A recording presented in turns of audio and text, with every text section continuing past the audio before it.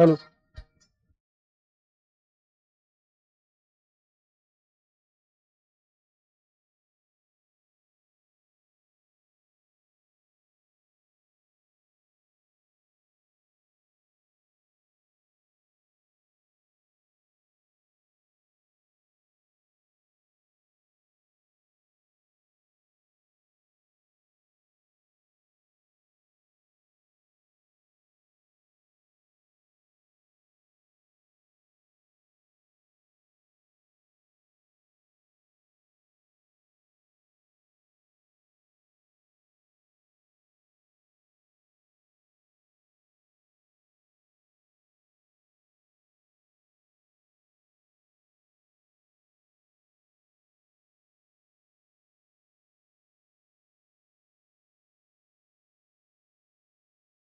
Hello hello. नमस्कार प्यारे साथियों, मैं अरुण सक्सेना एक बार फिर से आप सभी का स्वागत करता हूं रोजगार विद अंकित एप्लीकेशन पर। आज हम भारत की नदियां टॉपिक पर चर्चा आपके साथ करने वाले हैं। आप सभी क्लास में फटाफट से जुड़ेंगे बच्चों। नीरज कुमार जी, विक्रम जी, दीपू कुमार जी, अभय जी, अभिनव जी, पिंकी मेहता जी, पंकज जी, हरेंद्र यादव जी, वीरेंद्र कुमार जी, अनीश जी, दिलीप राज जी, राज कुमावत जी, एबी जी, अंजनी जी, प्रवीण जी, संजय जी, सोनू कुमार जी, गुड्डू जी, जयप्रकाश जी, उमेश जी, आरिफ जी, रोशन कुमार जी, विवेक कुमार जी, आप सभी क्लास में जुड़ चुके हैं। बहुत बहुत स्वागत, अभिनंदन एक बार फिर से। आप सभी लोगों को कल मैं आप बता रहा था कि भारत में जो नदियां हैं उन्हें दो वर्गों में बांटा जा सकता है। जो भारत की नदियों को कितने वर्गों में बांटा जा सकता है? दो वर्गों में। भारत की नदियां कितने वर्गों में बांटा जा सकता है? इनको दो वर्गों में। Reverse of India, reverse of India, इनको दो वर्गों में बांटा जा सकता है। पहला वर्ग है, इसका जो पहला वर्ग है मेरे प्यारे बेटा, वो हिमालय की नदियां हैं, हिमालय पर्वत की नदियां। और इसका जो दूसरा वर्ग है वो है प्रायद्वीपीय भारत की नदियां, प्रायद्वीपीय भारत की नदियां।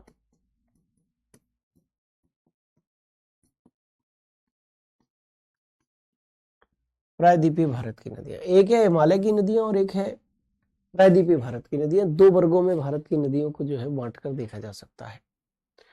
अच्छा, ये जो हिमालय पर्वत से निकलने वाली नदियां हैं वो सदा नीरा है, सदा नीरा है। इनको हम कह सकते हैं एवरग्रीन कह सकते हैं। यानी कि पानी का एक निश्चित तल हमेशा इनमें बना ही रहता है। पानी का एक निश्चित लेवल जो है वो हिमालय पर्वत की नदियों में बना ही रहता है। ये सदा नीरा है बच्चों। ठीक है जी, ये भी आप अच्छी तरीके से समझ चुके हैं। अच्छा, इसके बाद अगर हम चर्चा करें हिमालय पर्वत की नदियों की, तो ये युवावस्था को प्रदर्शित करती हैं। युवावस्था, यंग एज को प्रदर्शित करती हैं। किसको प्रदर्शित करती हैं? यंग एज को प्रदर्शित करती हैं, युवावस्था को प्रदर्शित करती हैं। और यंग एज का मतलब है तेज रफ्तार से बहते हुए बार बार अपना मार्ग को परिवर्तित करती हैं ये नदियां। ठीक है जी, यानी कि सामान्यतः ये मार्ग यानी रूट को परिवर्तित करती हैं। सामान्यतः मार्ग परिवर्तित करती हैं, मार्ग परिवर्तित करती हैं, रूट चेंज करती हैं। मार्ग यानी कि रूट चेंज करती हैं ये वाली नदियां बच्चों। और इसके अलावा अगर हम बात करें हिमालय पर्वत की नदियों की, तो ये मेरे प्यारे बच्चों इसमें कौन कौन सी नदियां आती हैं? गंगा नदी आएगी, ब्रह्मपुत्र नदी आएगी, ब्रह्मपुत्र नदी आएगी, ठीक है जी, सिंधु नदी आएगी। ये सारी की सारी नदियां जो है वो हिमालय पर्वत की नदियों के क्या है? एग्जाम्पल्स है। गंगा, सिंधु, ब्रह्मपुत्र। ठीक है, ये नदी तंत्र भी है, इनके एग्जाम्पल्स भी है। ये मेरे प्यारे बच्चों प्रायद्वीपीय भारत की नदियां मौसमी हैं, सीजनल हैं। मौसमी यानी कि सीजनल है। कहने का सीधा सीधा सेंस ये है कि प्रायद्वीपीय भारत की जो नदियां हैं वो मौसमी हैं, सीजनल हैं, यानी कि वो हमेशा पानी के एक निश्चित लेवल को मेंटेन करके नहीं रख पाती, पानी के एक निश्चित लेवल को बनाकर नहीं रख पाती है। ये मौसमी नदियां हैं बच्चों, ठीक है, सीजनल है ये, ठीक है बच्चे। अच्छा, इसके बाद ये प्रौढ़ावस्था को प्रदर्शित करती हैं, यानी कि एक प्रकार से मैच्योर एज को प्रदर्शित करती हैं, मैच्योर कंडीशन को प्रदर्शित करती हैं। ये मैच्योर एज का मतलब है कि ये सामान्यतः अपने मार्ग को परिवर्तित नहीं कर रही है, ठीक है जी, सामान्यतः अपने मार्ग को परिवर्तित नहीं करती, सामान्यतः जनरली मार्ग यानी कि रूट को परिवर्तित नहीं करती हैं, नहीं करती है। सामान्यतः ये क्या करती हैं, अपने मार्ग को परिवर्तित नहीं करती, रूट को चेंज नहीं करती बच्चों, ठीक है जी। और अगर हम बात करें तो ये जो प्रायद्वीपीय भारत की नदियां हैं इनमें गोदावरी, कृष्णा, कावेरी, ये सारी की सारी नदियां जो हैं वो इन नदियों, वो प्रायद्वीपीय भारत की नदियों का जो है वो एग्जाम्पल्स है मेरे प्यारे बेटा, ठीक है। प्रायद्वीपीय भारत की नदियों का क्या है, एग्जाम्पल्स है प्यारे बच्चे, ठीक है जी। चलिए, तो ये चीज आपको समझ में आ गई है। चलिए, तो अब हम सीधे मैप पर सबसे पहले हिमालय पर्वत की नदियों की चर्चा करेंगे कि कौन सी नदी कहां से निकलती है, कहां पर जाकर वो गिर जाती है। इन चीजों की चर्चा आपके साथ सीधे नक्शे पर हम लोग करने वाले हैं। आपको एक नक्शा मैं दिखा रहा हूं और वो नक्शा ये रहा, ठीक है जी, वो नक्शा बच्चे ये रहा।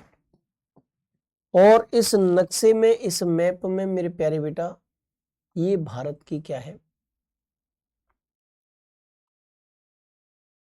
भारत ये रहा आपका, ठीक है जी। इस नक्शे में भारत की ये स्थिति है मेरे प्यारे बच्चे, ये भारत की स्थिति है इस नक्शे में, ठीक है जी बच्चे। यहां पर अब भारत आपको बहुत ही अच्छे तरीके से दिखाई दे रहा होगा, ऐसा मेरा विश्वास है।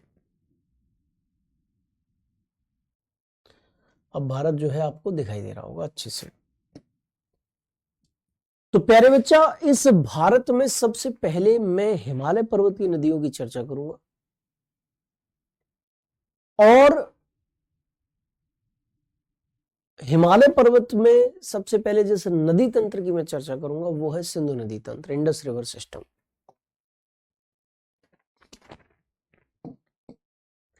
ये यहां पर एक नदी बहती है सिंधु नदी, यहां पर एक झील है मानसरोवर झील, मानसरोवर झील।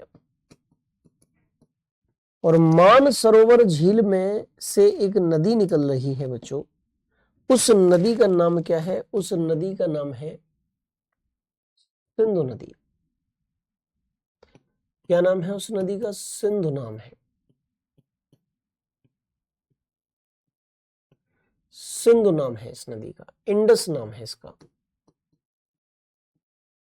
बोलो क्या नाम है इस नदी का, इंडस नाम है इस नदी का। मानसरोवर झील से निकलती है, भारत में लद्दाख केंद्र शासित प्रदेश के 2 जिलों से बहती है, कारगिल और लेह। इन जिलों से बहते हुए सीधे पाकिस्तान में चली जाती है और पाकिस्तान में जाकर अरब सागर में जाकर गिर जाती है। पाकिस्तान में जाकर कहां गिरेगी, अरब सागर में जाकर ये गिर जाएगी, ठीक है जी बच्चे। चलिए भाई, ये भी चीज तुम्हें समझ में आ गई होगी, क्लियर हो गई होगी।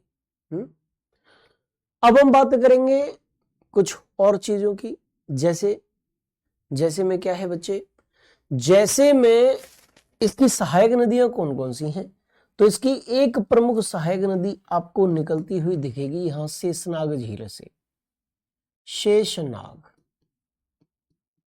शेषनाग झील है ये, ठीक है जी। और शेषनाग झील से जो नदी निकलेगी मेरे प्यारे बेटा, उस नदी का नाम है झेलम नदी, जो कुछ सीमा तक भारत और पाकिस्तान की सीमा के समानांतर भी बह रही है। और इस नदी का नाम क्या है? नदी का नाम है झेलम नदी। बोलो बच्चे, क्या नाम है नदी का? झेलम नाम है नदी का बच्चों।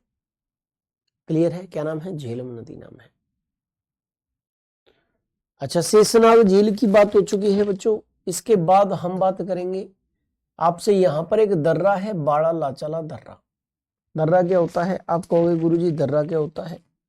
दो पर्वतों के बीच का जो व्यापारिक मार्ग होता है उसको हम दर्रा कहते हैं। एक पर्वत नंबर 1 है ये, और दूसरा पर्वत नंबर 2 है।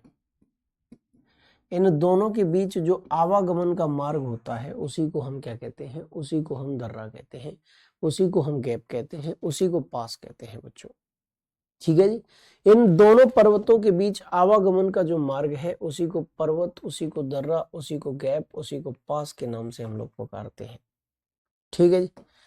अच्छा, यहां पर एक दर्रा है हिमाचल प्रदेश में ही, बाड़ा लाचाला दर्रा।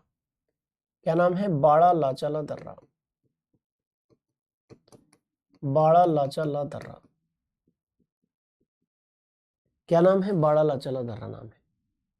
और इस बाड़ा लाचाला दर्रे से भी एक नदी निकलती है, और उस नदी का नाम क्या है? उस नदी का नाम है चिनाब। बोलो क्या नाम है बच्चे? चिनाब नाम है उस नदी का, चिनाब। सिंधु की सबसे लंबी सहायक नदी अगर कोई है, सबसे बड़ी सहायक नदी अगर कोई है, तो बच्चे वो चिनाब है। ठीक है जी। सर, जो आप मैप में लिख रहे हो, हमें लिखना है कि आप चाहो तो बना सकते हो, आप चाहो तो अभी बना सकते हो, मेरे साथ साथ बना सकते हो, चाहो तो यहां पर इसके बाद वीडियो पहले समझने के बाद भी बना सकते हो, जैसे आप चाहो वैसे कर सकते हो आप। ठीक है जी। ये चिनाब है बच्चे। ये चिनाब जो है जा रही है, झेलम नदी का जल सबसे पहले किसमें मिलता है? चिनाब में ही मिलता है बच्चों। ठीक है जी। बाड़ा लाचाला दर्रे से निकलती है। अच्छा, एक नदी मेरे प्यारे बच्चे यहां पर राकसताल झील से निकल रही है। नाम क्या है? राकसताल। ये भी तिब्बत में है। और राकसताल झील से निकलकर ये जो नदी है, ये नदी मेरे प्यारे बेटा सीधे चली जाती है किसमें? सीधे हिमाचल प्रदेश से होकर प्रवेश करती है और सीधे चली जाएगी सिंधु में जाकर मिलेगी। चिनाब नदी का जल सबसे पहले सतलज में जाकर मिलेगा। नदी का नाम क्या है? सतलज नदी। चिनाब नदी का पानी सबसे पहले किसमें मिलेगा? सतलज में। सतलज चिनाब नदी के पानी को लेकर सिंधु में मिलेगी बच्चों। ठीक है जी। अच्छा, दो नदियां और भी हैं भाई प्यारे बेटा। यहाँ पर एक और हिमनद है, सॉरी एक और दर्रा है। उस दर्रे का नाम है रोहतांग दर्रा। नाम क्या है? रोहतांग। हिमाचल प्रदेश में ही है ये रोहतांग दर्रा। इससे दो नदियां निकलती हैं प्यारे बच्चे। एक नदी का नाम ऊपर की ओर जो बह रही है उसका नाम है रावी, जो चिनाब में जाकर मिलती है। और एक नदी सीधे नीचे की ओर बहेगी और उसका नाम है व्यास। क्या नाम है? व्यास। ये नदियों के नाम है। ये नदियां हैं किससे संबंधित? सिंधु नदी तंत्र से संबंधित। मैं आपको एक और बार मौका देता हूं यहां पर समझने का, एक और बार समझने का प्रयत्न आप करेंगे सभी लोग। एक तरफ हम लोग डालेंगे नदी यानी कि रिवर, एक तरफ हम डालेंगे उद्गम यानी कि ओरिजिन, ओरिजिन, और एक तरफ हम डालेंगे अंत यानी कि एंड।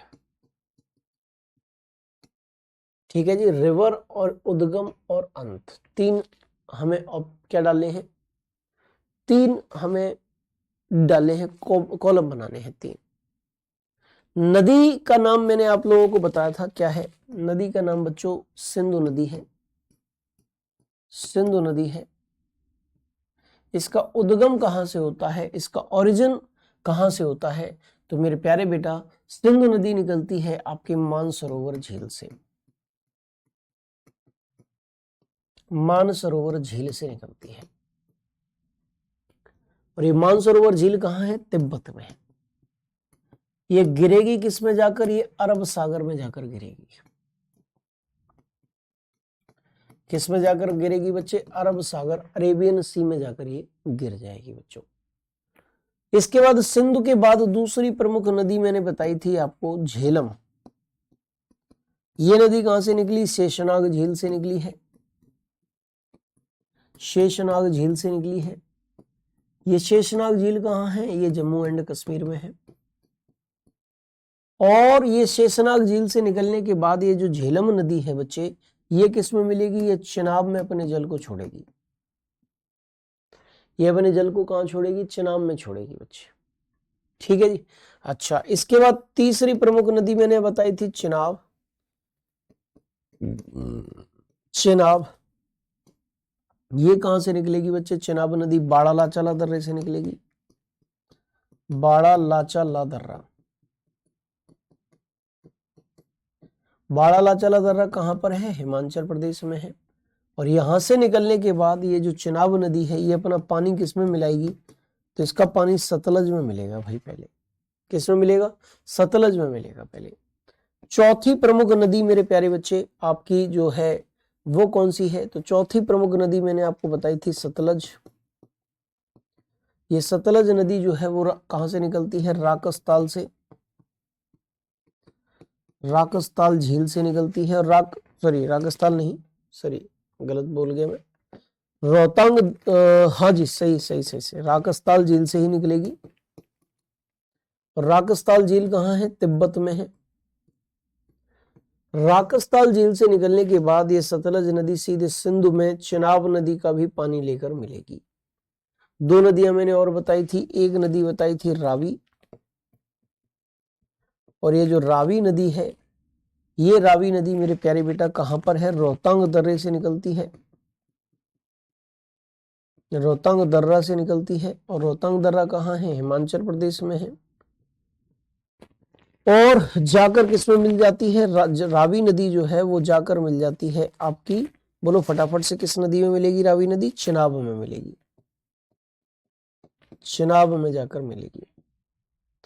इसके बाद छठवीं नदी है व्यास। और व्यास नदी भी कहां से निकलेगी बच्चे? व्यास नदी भी रोहतांग दर्रा हिमाचल प्रदेश से ही निकलेगी और जाकर ये सतलज में मिलेगी भाई।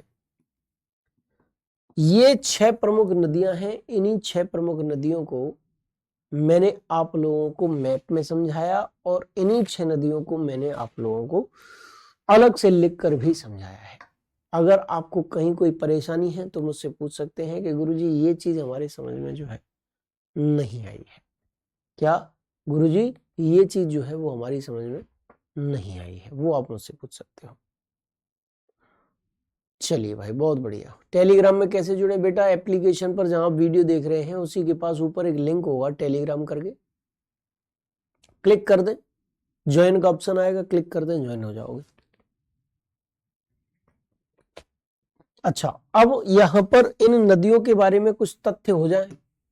तथ्य जो इंपॉर्टेंट फैक्ट्स हैं वो क्या हो सकते हैं? देखो, पहला है कि ये सिंधु नदी जो है, इंडस रिवर जो है, सिंधु नदी जो है, इसको हम तिब्बत में किस नाम से पुकारते हैं? सिंगी खम्बन के नाम से पुकारते हैं। किस नाम से? सिंगी खम्बन या शेर मुख के नाम से पुकारते हैं। किसके नाम से? सिंगी खम्बन या शेर मुख के नाम से पुकारते हैं बच्चों। भारत और पाकिस्तान के बीच एक सिंधु जल समझौता 1960 में हुआ था और इस समझौते के तहत भारत सिंधु नदी के 20% जल का उपयोग कर सकता है।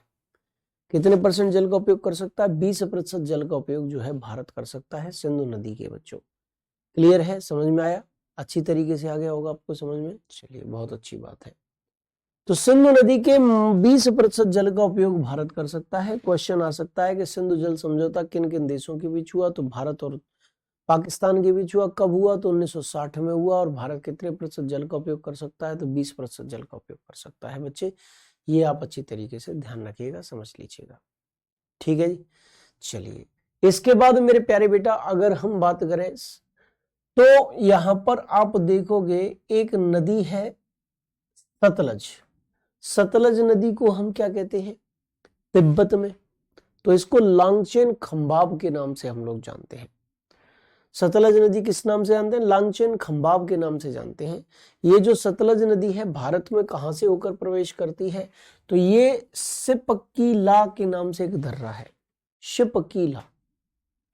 शिपकीला दर्रे से होकर भारत में ये नदी जो है वो प्रवेश करती है। कौन सा दर्रा है बेटा? शिपकीला, हिमाचल प्रदेश में ही है, उससे होकर ये भारत में प्रवेश कर रही है। तिब्बत में इसको लांगचेन खंबाब के नाम से हम लोग पुकारते हैं। ठीक है जी। अच्छा, चेनाब सिंधु की सबसे बड़ी सहायक नदी है। ये कहां से निकले? हिमाचल प्रदेश से। और हिमाचल प्रदेश में चेनाब नदी को हम किस नाम से पुकारते हैं? चंद्रभागा के नाम से पुकारते हैं बच्चों। किस नाम से? चंद्रभागा के नाम से पुकारते हैं बच्चों। क्लियर है? चलिए, बहुत बढ़िया। सर लिख के पढ़ाएं, बिल्कुल लिख के पढ़ाएंगे भाई। ठीक है, यहां ज्यादा समझ में आया? चलो बहुत अच्छी बात है बेटा, समझ में आ रहा है, बहुत अच्छी बात है। मिंतेश तिवारी जी लिख के पढ़ाएं, बिल्कुल लिखेंगे भाई। रिवर वाला एक बार पीछे करो, बिल्कुल कर देंगे भाई। ठीक है जी। चलिए इधर देख लीजिए आप, ये देख लीजिए रिवर वाला, अच्छी तरीके से देख लो। उद्गम और अंत देख लो एक बार, मैं हटे जा रहा हूं, आप अच्छी तरीके से देख लो भाई। ठीक है जी। चलिए, आपने देख लिया हो।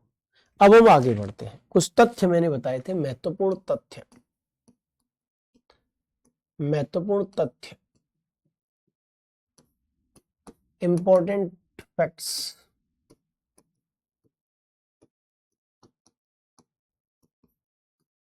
इंपॉर्टेंट फैक्ट्स, महत्वपूर्ण तथ्य, इसके बारे में हम लोग चर्चा करते हैं। और महत्वपूर्ण तथ्यों में सबसे पहले हम बात करेंगे कि जो सिंधु नदी है, सिंधु नदी है, सिंधु नदी को तिब्बत में सिंगी खंबन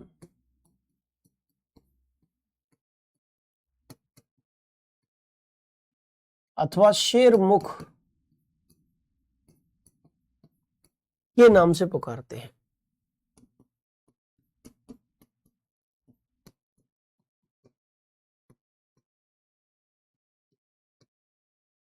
ठीक है जी। यानी कि जो आपकी ये नदी है इंडस रिवर,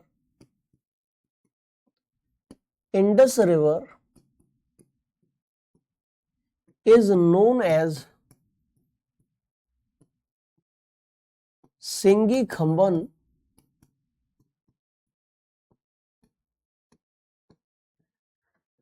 इन तिब्बत।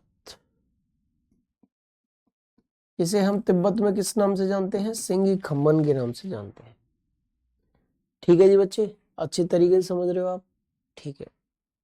इसके बाद सिंधु नदी के बारे में चर्चा हुई आपसे। सिंधु नदी के बारे में अगर हम बात की करें तो मैंने बताया था आपको कि 1960 ईस्वी में भारत और पाकिस्तान के बीच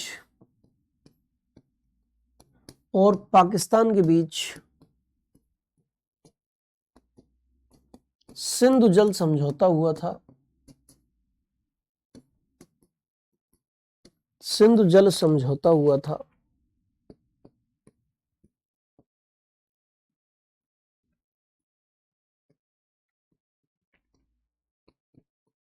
सिंधु जल समझौता हुआ था 1960 ईस्वी में भारत और पाकिस्तान के बीच क्या हुआ था? सिंधु जल समझौता हुआ था, जिसके तहत भारत सिंधु नदी के 20% जल का उपयोग कर सकता है।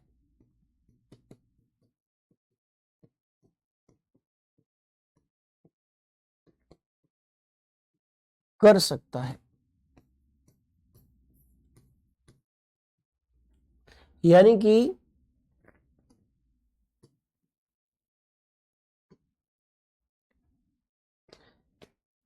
Indus river agreement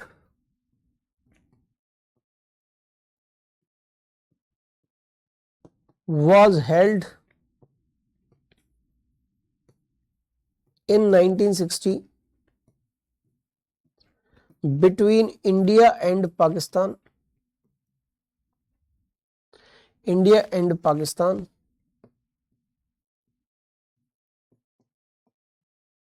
India can use 20% water of Indus according to this agreement.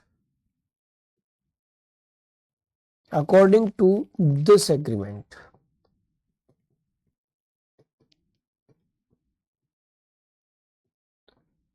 According to this agreement. ठीक है बच्चों, ये भी आप अच्छी तरीके से देख लीजिएगा। अच्छा, इसके बाद अगर हम बात करें प्यारे बेटा, ये तो सिंधु नदी की चर्चा हो गई। सिंधु नदी के बाद अगर हम बात करें, सर एएलपी की बुक बता दीजिए, यहां तक समझ में आया कि नहीं आया आप लोगों को, ये बताओ फटाफट से, बुक बता दीजिए। मैंने ग्रुप में भी पूछा था, कोई रिप्लाई नहीं दिया। और ने प्लीज टेल मी। बेटा एनसीईआरटी पढ़ लो, एनसीईआरटी क्लास 12 की बुक पढ़ लो, ज्योग्राफी की। पहले ये नोट्स तैयार कर लो तो ज्यादा अच्छा है।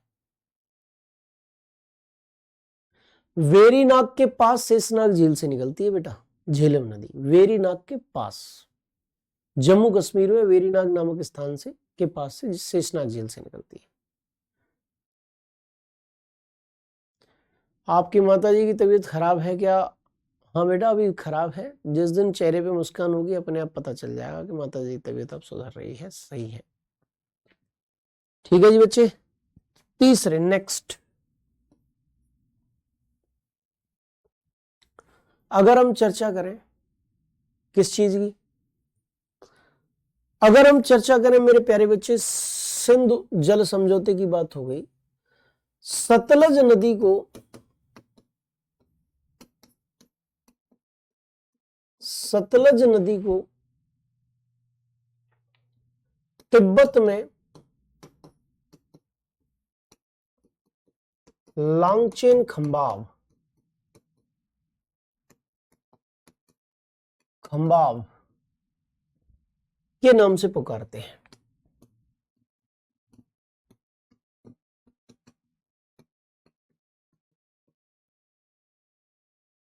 के नाम से पुकारते हैं। ठीक है जी, किसके नाम से पुकारते हैं? लांगचेन खंबाब के नाम से पुकारते हैं बच्चों।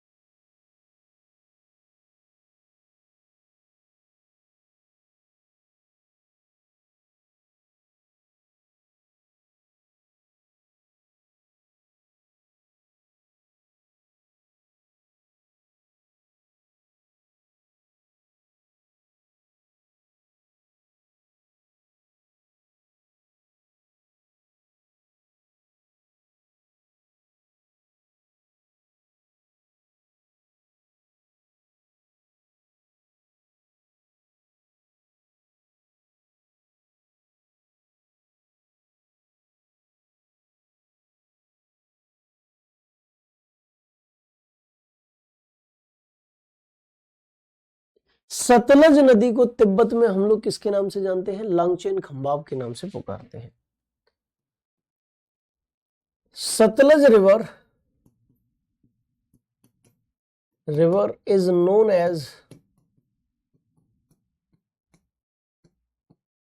लांगचेन खंबाब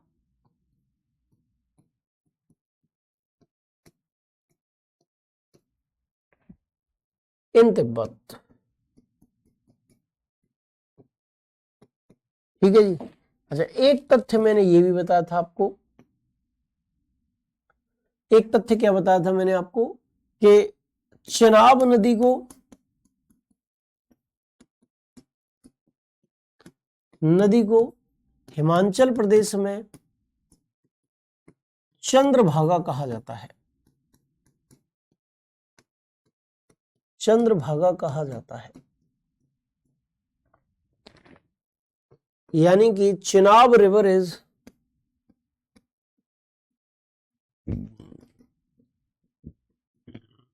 known as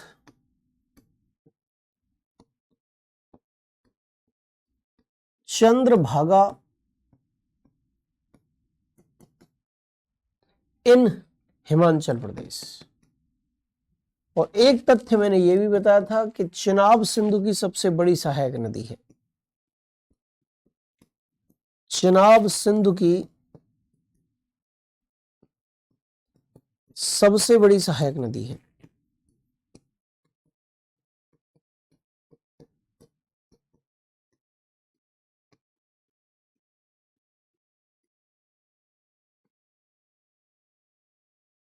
Chenab is the largest tributary of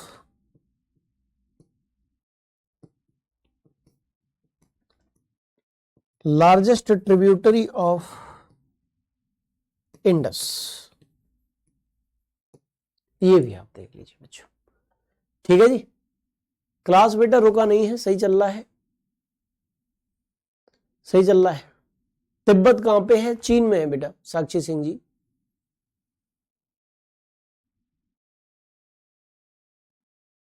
कौन सी बेटा? मैं चेनाब बताई है सिंधु की सबसे बड़ी सहायक नदी जी, ठीक है। अभिमन्यु चौहान जी, आपकी कमेंट भी देख रहा हूं बेटा। जो भी क्वेश्चन आप पूछेंगे तो मैं बताऊंगा, मुझे जैसी दिखेगा वैसे, है ना। चलिए अब हम गंगा नदी तंत्र की चर्चा करते हैं बच्चों। गंगा नदी तंत्र, या फिर हम सबसे पहले चर्चा कर लेते हैं ब्रह्मपुत्र नदी तंत्र की। ब्रह्मपुत्र नदी तंत्र, गंगा नदी तंत्र बड़ा है। ब्रह्मपुत्र रिवर सिस्टम,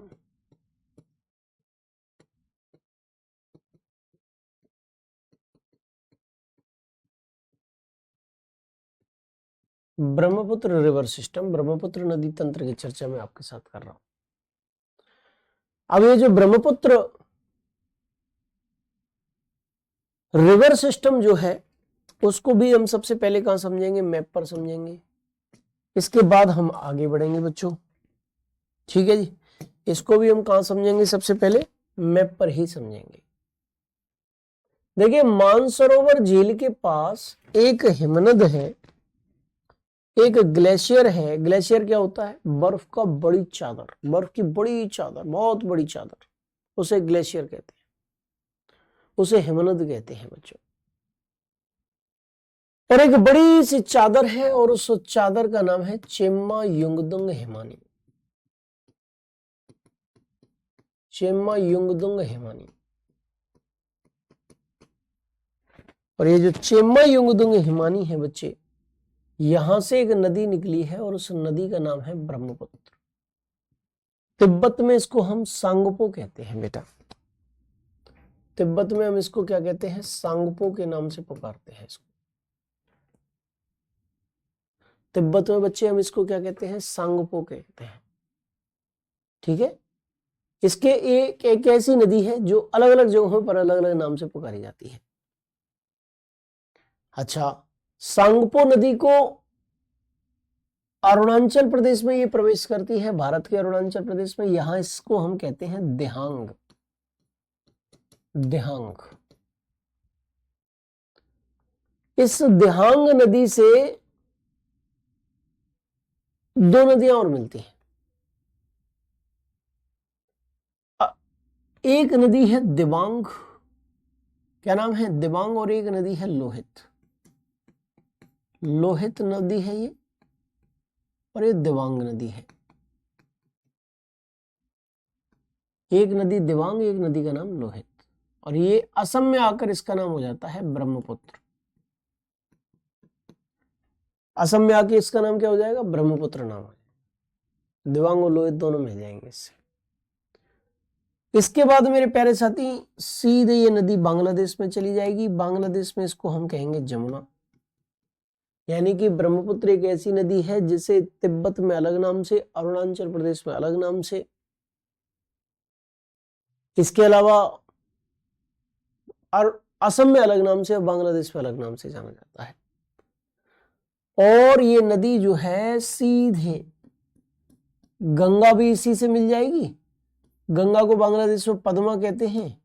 और ये दोनों नदियां मिलकर जो है सीधे, मेरे प्यारे बच्चे, ये दोनों नदियां मिल गई और मिलकर ये कहाँ गिरेंगी? बंगाल की खाड़ी में, सुंदरवन का डेल्टा बनाते हुए। किसका डेल्टा बनाते हुए? सुंदरवन का डेल्टा बनाते हुए बंगाल की खाड़ी में जो है ये गिरेंगे बच्चों। ठीक है जी, क्लियर है, समझ में आया आपको? बहुत अच्छी बात। तो ये आप अच्छी तरीके से देख लीजिए, अच्छी तरीके से इनको समझ लीजिए। ठीक है जी, क्या इनको आप अच्छी तरीके से देख लीजिए, समझ भी लीजिए। क्वेश्चन आपसे पूछा जाएगा कि ब्रह्मपुत्र को तिब्बत में क्या कहते हैं? तो सांगपो। ब्रह्मपुत्र जब अरुणाचल प्रदेश में प्रवेश करती है क्या कहलाती है? देहांग। असम में क्या नाम हो जाता है? ब्रह्मपुत्र। बांग्लादेश में इसको क्या कहते हैं? जमुना। संसार का सबसे बड़ा डेल्टा कौन सा है? तो ये गंगा ब्रह्मपुत्र डेल्टा है। इसे Bengal delta, Ganga delta, Sundarban delta इत्यादि नामों से भी पुकारा जाता है। ठीक है जी, चलिए। तो भाई ये नदी तो आपको कंप्लीट हो गई। इसके बाद कुछ सहायक नदियां भी हैं इसकी। जैसे सिक्किम से एक नदी निकलेगी चोलामू झील से, और उस नदी का नाम है तिस्ता। क्या नाम है उस नदी का? तिस्ता नाम है बच्चों। बेटा क्या नाम है? तिस्ता नाम है। और ये कहां से निकलेगी? चोल्हामू झील से निकलेगी। नाम क्या है? चोल्हामू झील।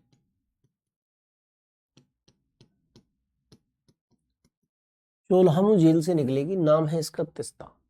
बोलो क्या नाम है बच्चे? तिस्ता नाम है इसका। ठीक है जी। अच्छा, इसके बाद मेरे प्यारे बच्चे ये बांग्लादेश में जाकर ब्रह्मपुत्र से यानी कि जमुना से मिल जाएगी।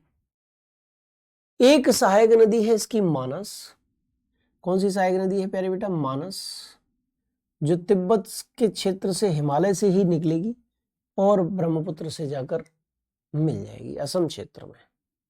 और एक नदी इसकी सहायक है, उसका नाम है सुबनसिरी। क्या नाम है? सुबनसिरी। और ये सुबनसिरी नदी भी कहां पर मिलेगी मेरे प्यारे बेटा? ये सुबनसिरी नदी भी ब्रह्मपुत्र नदी में जाकर मिल जाएगी। अच्छी तरीके से आप देख लो, इसमें जाकर मिल जाएगी, ब्रह्मपुत्र नदी में जाकर मिल जाएगी। नदी का नाम है सुबनसिरी। अच्छा, जहां पर ये ब्रह्मपुत्र में जाकर मिलेगी उस जगह पर एक द्वीप बना हुआ है, और उस द्वीप, वो नदी द्वीप है। नदी के मार्ग में स्थित जो स्थल खंड है, मान लीजिए एक नदी बह रही है, इसके मार्ग में एक स्थल खंड है जो चारों ओर से किससे घिरा हुआ है? जल से घिरा हुआ है। इसको हम क्या कहते हैं? इसको हम द्वीप कहते हैं। कैसा द्वीप है ये? नदी के मार्ग में है, इसीलिए नदी द्वीप कहेंगे। और संसार का सबसे बड़ा नदी द्वीप कौन सा है? माजुली है। Largest river island of the world is Majuli. और वो कहां पर स्थित है? ब्रह्मपुत्र नदी के बीच में है, और असम राज्य में वो स्थित है बच्चों। ठीक है जी, चलिए। तो अब हम ब्रह्मपुत्र नदी के बारे में भी थोड़ा सा चर्चा आपके साथ कर लेते हैं लिखित तौर पर। ठीक है जी, ब्रह्मपुत्र नदी का सबसे पहले एक तरफ डालेंगे नदी यानी रिवर, दूसरी तरफ डालेंगे उसका उद्गम यानी कि ओरिजिन, और तीसरी तरफ डालेंगे अंत यानी कि एंड। अंत यानी कि एंड। ठीक है जी। नदी का नाम प्यारे बेटा क्या है? नदी का नाम ब्रह्मपुत्र है। ब्रह्मपुत्र नदी है, कहां से निकलती है? चेम्मा युंगदुंग हिमानी। चेम्मा युंगदुंग हिमानी से निकलती है, और ये जाकर कहां गिरती है? तो बच्चों बंगाल की खाड़ी में गिरती है। बंगाल की खाड़ी में गिरती है। ठीक है जी। अच्छा, इसकी बहुत सारी सहायक नदी हैं, जैसे तिस्ता, मैंने एक नदी, इसी नदी तंत्र का हिस्सा बताई थी। ये चोल्हामू झील से निकलेगी। चोलामू झील, और चोलामू झील कहाँ है? सिक्किम में है।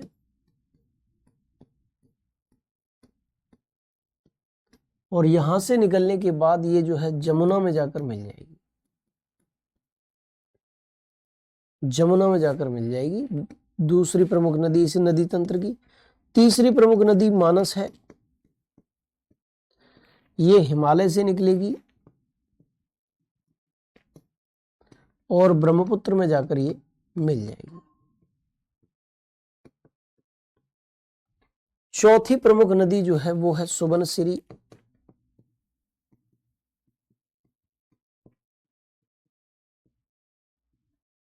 और सुबनसिरी नदी जो है वो भी हिमालय से ही निकलेगी और ब्रह्मपुत्र नदी में जाकर ये भी मिल जाएगी बच्चों।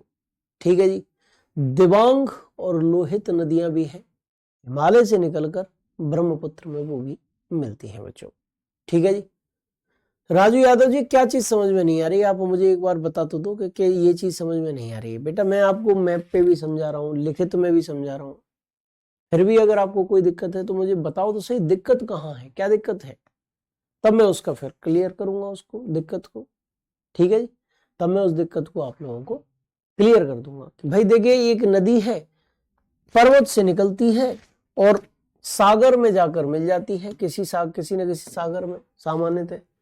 अब यहां पर सारी नदियों के उद्गम और अंत मैंने आपको बता दिए हैं, सारी चीज समझा दी है। ठीक है जी।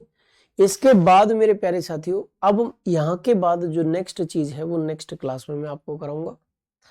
नेक्स्ट चीजें जो है वो नेक्स्ट क्लास में ही होंगी बच्चों। और जो नेक्स्ट क्लास है